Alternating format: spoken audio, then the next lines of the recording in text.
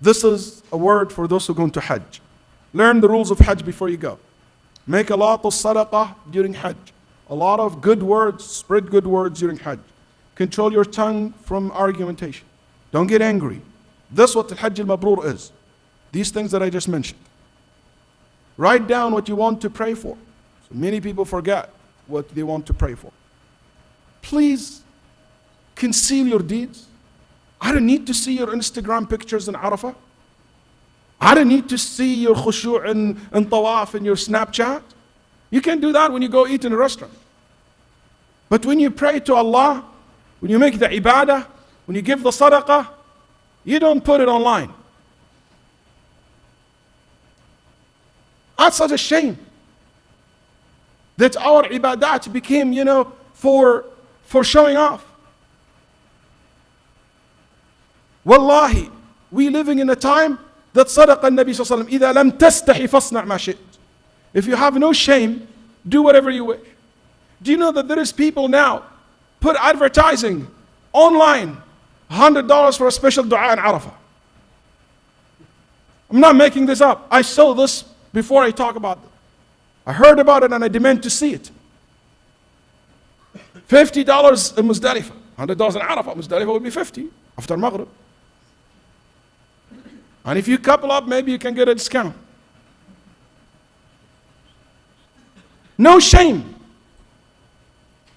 Someone telling me, Shaykh, what do you want me to make dua for you in Arafah? Tell me the thing that you want me to make dua for you. I said, Habibi, as if Allah, you're the last messenger Allah sent in the... Who are you telling me to tell you what dua you want? The whole entire life I know that people go to the people of Hajj and say, please pray for me.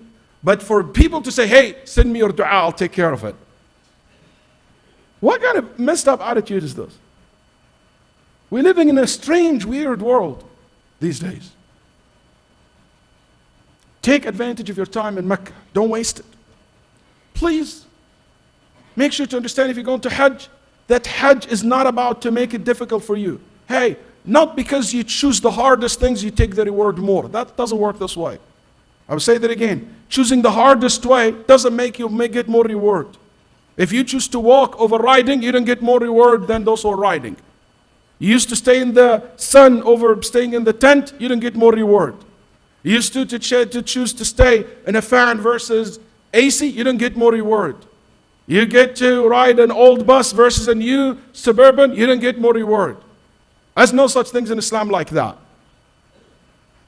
But if the AC goes off, if the car turned off, if it's not traffic, and you got unintentionally in a hardship, that inshallah increase your reward. But for someone to intentionally want to make it hard for himself, that's not in Islam, and not part of the Shariah's rules and principles. Please don't harm anyone just to come closer to the Kaaba or to make tawaf or to do the Jamarat.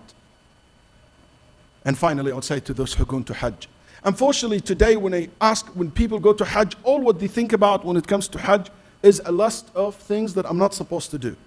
That's all their focus. Hey, I'm not going to scratch my head. I'm not going to scratch my MDH. I'm not going to do this. I'm not going to cut that. I'm not going to wear perfume. All the list of no, no, no, no, no. That's why the Hajj became such, not as you expect it to be, in my opinion.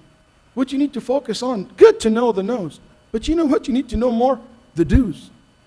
What are you going to do? How are you going to increase your iman? Hajj is not about a list of things that are haram to do. Hajj way, it's in a positive thing, what you are going to offer. Make dua for your community, for all of us, for the Muslim Ummah, for your parents. Make dua for yourself that Allah forgive you. And make sure that you make a general dua.